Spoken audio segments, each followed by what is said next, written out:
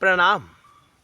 सांब सदाशिव, सांब सदाशिव, इस नाम का जाप कैसे करना है, यह ज्ञान आपको इस वीडियो में प्रदान करेंगे। ये बड़ा महत्वपूर्ण नाम जाप है।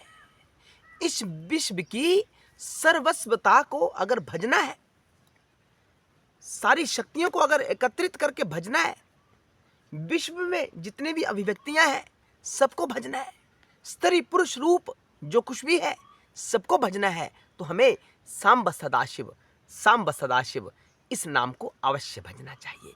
कैसे भजना चाहिए, विधि आपको इस वीडियो में बताएंगे।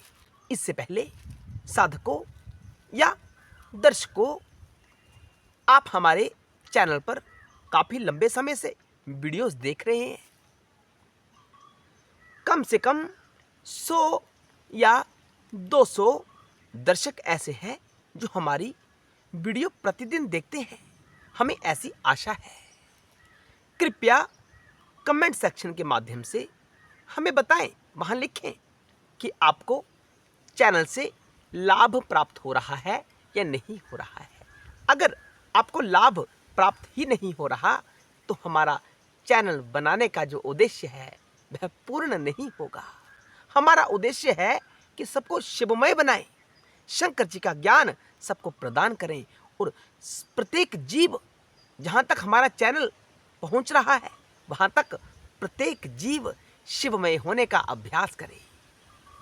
क्योंकि शिव की ज्योति जब तक हमारे भीतर प्रकट नहीं होती, हमारा कल्याण नहीं हो सकता। कहीं भी भटक लो, कहीं भी आप यात्रा कर लो, जब तक शिव की ज्योति जागृत नहीं होगी कल्याण नहीं हो सकता।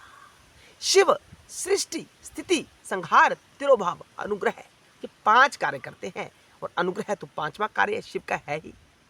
शिव के बिना अनुग्रह यानी कृपा कोई नहीं कर सकता। तो चलते हैं वीडियो की ओर। सांब सदाशिव अर्थ है अंबा के साथ शिव, यानी ऐसी स्थिति जहां पर शिव और शक्ति एक समान विराजमान है। शिव और शक्ति के योग से ही यह सारा संसार उत्पन्न होता है और अंत में शिव और शक्ति में ही यह सारा संसार लय को प्राप्त हो जाता है। यह सत्य है, सत्य है, सत्य है। सब प्रकार के शास्त्र का यही निर्णय है, सभी पुराणों का यही निर्णय है कि शिव और शक्ति से ही यह संसार उत्पन्न होता है और अंत में लय को प्राप्त हो जाता है। तो स्त्री पुरुष स्वरूप को भजना है, अर्धनारीश्वर स्वरूप को एक साथ भजना है, तो हमें सांब सदाशिव, सांब सदाशिव इस नाम का जाप अवश्य करना चाहिए। यह मंत्र भी है। मंत्र यानी जो मन का त्राण करे, जो आपके मन को समाप्त करता है, वह मंत्र कहलाता है। कई साधक हमें कहते हैं कि आप नाम जाप को मंत्र कहते हैं, आपको ज्ञान ही नहीं है। तो हम उन्हें कहना चाहते हैं कि हम आपसे द्वेष नहीं करना चाहते। आप हमारे बड़े प्रिय हैं, आप शंकर जी के भक्त हैं। हम आपको साधु योग से बताना चाहते हैं, शंकर जी की कृपा के माध्यम से बताना चाहते हैं कि जो मन पर चोट करता है, जो मन का त्राण करता है, जो मन को नष्ट करता है, वह मंत्र होता है। वह शब्द भी हो सकता है या कोई अन्य कोई स्थिति हो सकती है। ठीक, तो सबसे पहले हमें एक आसन पर स्थित होना है। रेशमी आसन हो तो उत्तम रहेगा। कमर सीधी ऐसे, और अपने ध्यान को शिव और शक्ति की मूर्त पर स्थित करना है या शिवलिंग के ऊपर अपने ध्यान को एकाग्र करना है। लिंग शिव स्वरूप होता है और जो जलहरी होती है वह शक्ति स्वरूपा होती है। इन दोनों से ही तो सारा काम हो रहा है।